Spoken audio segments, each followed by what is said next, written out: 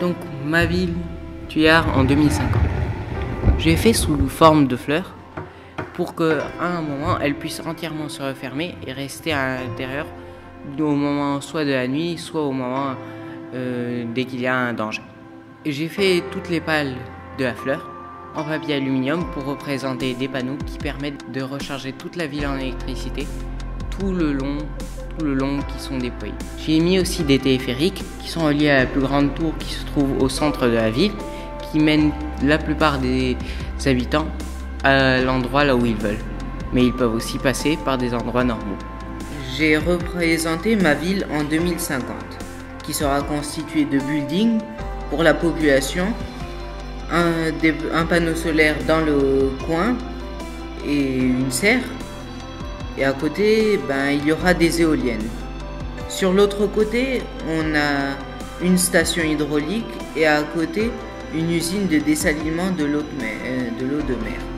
Au centre, il y a une centrale électrique pour alimenter toute la population. Puis, proche de ces bâtiments, il y a la mer et une digue pour la prévention de la montée des eaux.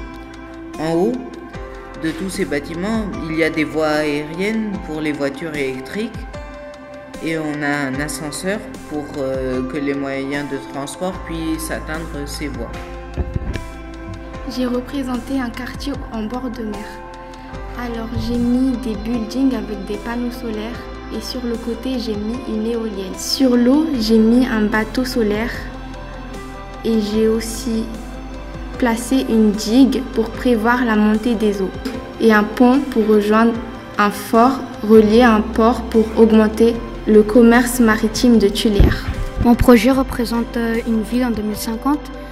J'ai placé des cure-dents au-dessus des immeubles pour faire des panneaux solaires. Ça alimente les immeubles en énergie.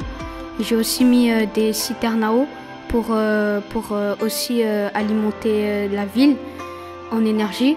J'ai mis des transports aériens, ça représente des tramways pour se déplacer rigoureusement dans la ville.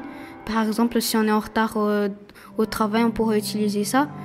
Et j'ai mis aussi des transports en commun pour éviter les transports individuels, pour éviter la pollution.